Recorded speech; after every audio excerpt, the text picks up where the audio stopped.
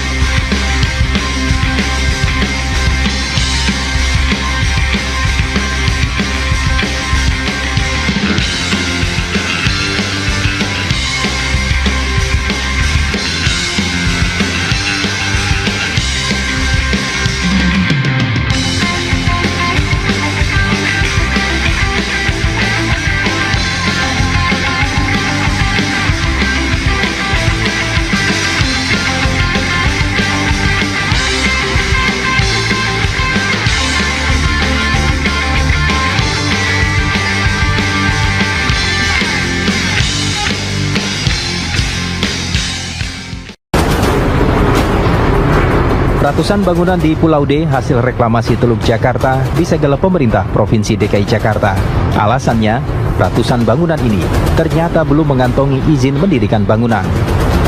Penyegelan yang dipimpin langsung oleh Gubernur DKI Jakarta, Anies Baswedan ini pun terpaksa dilakukan guna menghentikan proses pembangunan hingga sang pengembang memenuhi aturan.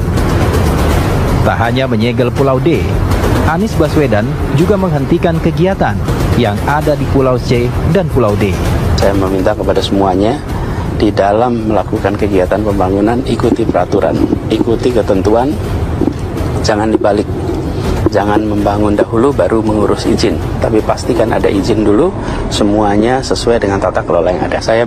Kenapa saya datang ke sini, karena saya ingin lihat langsung. Selama ini hanya lihat dari gambar, lihat dari udara, tapi tidak pernah melihat langsung sebuah lahan yang luasnya lebih dari 320 hektar di pesisir Jakarta, dan itu sebabnya saya mau lihat sendiri, langsung di sini. Kalau penyegelannya bisa disekerjakan oleh siapa saja. Republik ini harus berwibawa di mata semua. Jangan sampai Republik ini kendor, longgar, dan justru takluk melihat pembangunan seperti ini dilakukan tanpa izin yang benar. Itu mengganggu kewibawaan negara. Satu kata tentang apa yang dilakukan oleh Anies Baswedan ketika menutup Pulau D. Good job. Good job. Yes. Sudah melihat aturan-aturan yang tidak dijalankan dengan benar, dengan seksama, lalu melihat di lapangan 312 hektar hamparan tanah di situ. Dan saya katakan itu tanah kita, itu air kita. Ini tanah air kita.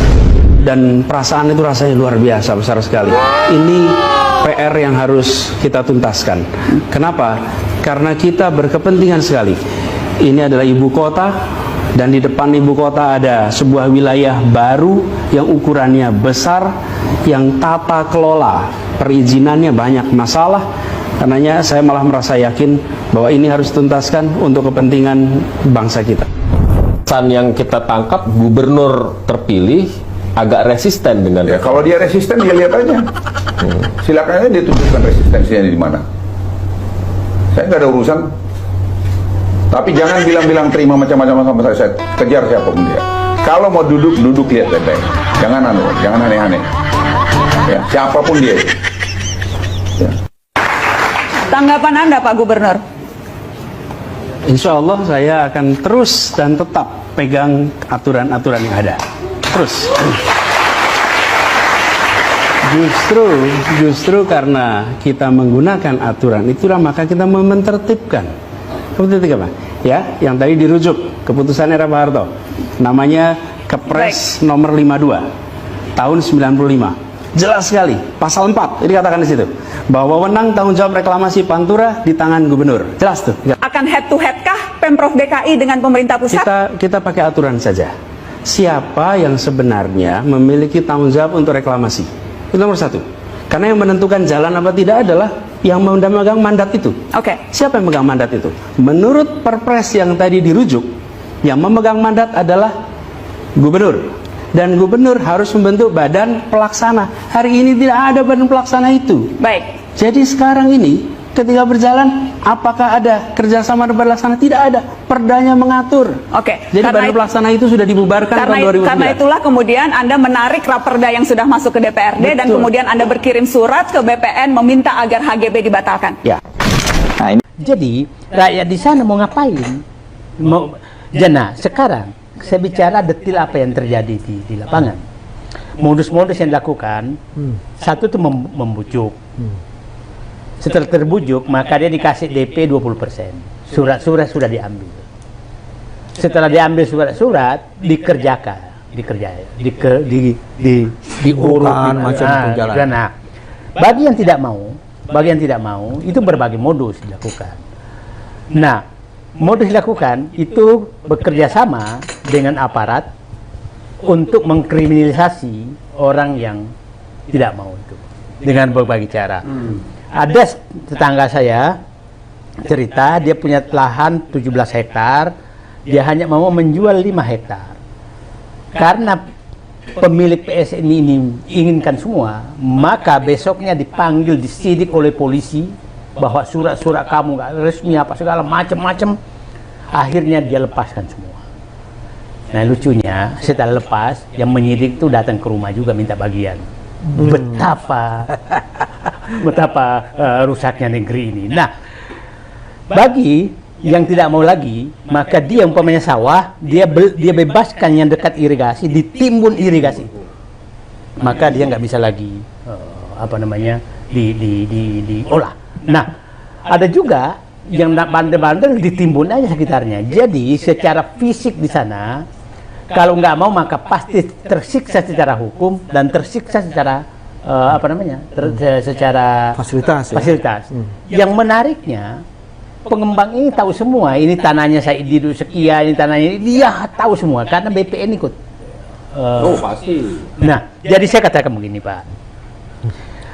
Tadi Bapak ini kan, jadi Jokowi ini betul-betul meninggalkan ketidakadilan di depan mata. Pak Yusuf, Pak BW, Pak Refli Harun, ini hanya 2 jam dari istana loh. 2 jam dari perjalanan dari istana, 1,5 jam dari gedung DPR. Rakyat terusir. Nah, kita tahu. Nah, mau kan dikenal itu Cina Benteng kan? Daerah Mau, itu Cina Benteng. Mereka sudah terusir semua. Kita tidak tahu mau seperti. Nah, kalau dulu masyarakat Betawi terusir, itu kan dengan harga pasar. Ini kan diusir. Nah, jadi saya beberapa orang mengingatkan ini berat menghadapi, saya bilang nggak bisa. Ini nggak bisa kita biarkan. Jadi terima kasih Pak Yusuf Mata, Pak BW, Pak Refli Harun mengangkat ini, karena saya berharap pemerintahan baru ini berani menghentikan ketidakadilan seperti ini. Berani menghentikan ketidakadilan ini, dan saya pikir ini salah satu uji nyali terhadap Prabowo. Uji nyalinya dia, beranikah dia menegakkan keadilan yang ada di sekitar ibu kota. Saya membacanya ini, sepertinya ini adalah 2 pembayaran terhadap gagalnya reklamasi yang digagalkan oleh Anies, sehingga diganti ini karena dia nggak bisa langsung sentuh lagi. Nah, yang kedua sepertinya ada kaitannya juga dengan agenda politik yang baru selesai gitu, karena baru 2 hari setelah.